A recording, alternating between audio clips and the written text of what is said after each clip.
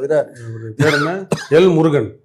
L Murugan பாஜகவோட மாநில தலைவராக இருக்கிறப்ப அவர் என்ன பண்ணார் அப்படின்னா, வேலை தூக்கிட்டு வேல் யாத்திரைன்னு கிளம்ப ஆரம்பிச்சார். எடப்பாடி இருக்கிறதுனால ஒரு 1/2 கிலோமீட்டர் போயிட்டு அரெஸ்ட் ஆகி தினமும் ஒரு வாரம் ட்ராமா போட்டாங்க. அதுக்கப்புறம் வந்து இப்போ அண்ணாமலை வந்து பல காரியங்கள் பண்ணார். இதே ஜெயலலிதா இருந்திருந்தால், முதலமைச்சராக இருந்திருந்தால், இப்போ ஏதோ வானூர்தி நிலையத்திலிருந்து பிடிஆர் அமைச்சராக இருந்து அவர் காரில் வரப்போ அவர் காரை செருப்பு தூக்கி அடித்தாங்க. யார்? பாஜக காரங்க. பிடிஆர் வந்து காரில் வரப்ப ஒரு அமைச்சர் காரிலையும், நடுவண் அரசு அமைச்சராக இருக்கட்டும், மாநில அரசு அமைச்சர் காரிலையும் இந்தியாவோட கொடி இருக்கும். அதுவும் அந்த சுதந்திர தினத்தை அன்னைக்கு தான் வந்து அந்த சம்பவம் நடந்துச்சு. போன வருஷமோ 2 வருஷத்துக்கு முன்னாடி நடந்துச்சு.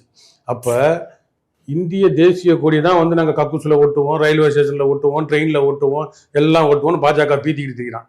இந்த ஒரு காரணத்தை வச்சு அண்ணாமலையும் அந்த செருப்பை தூக்கி அடித்தவங்க 15 பேரையும் பிடிச்சி குண்டர் சட்டத்தில் இல்லைன்னா தேசிய பாதுகாப்பு சட்டத்தில் இந்திய கொடியை அவமதிச்சாங்கன்னு பண்ணியிருந்தாங்கன்னா இவங்க சங்கிகளுக்கு எதிரானவர்கள் அர்த்தம். அண்ணாமலை முன்னாடி ஒரு அமைச்சர் காரில் இந்திய தேசிய கொடி பொறிச்ச காரில் செருப்பால் அடித்தாங்க பாஜகக்காரர். அப்போ அவன் சொன்ன கூற்றுக்கு அவனே எதிராக இருக்கிறான் அப்படின்னு இவங்க கைது பண்ணியிருந்தாங்கன்னா பரவாயில்ல, கைது பண்ணி உள்ளே போட்டிருந்தாங்கன்னா, தேசிய பாதுகாப்பில் போட்டிருந்தாங்கன்னா இந்திய தேசிய கொடி அவமதிப்புன்னு இவங்க மானமானவங்க ஐயா மீசியை முறுக்கிறதுல ஒரு நியாயம் இருக்குது.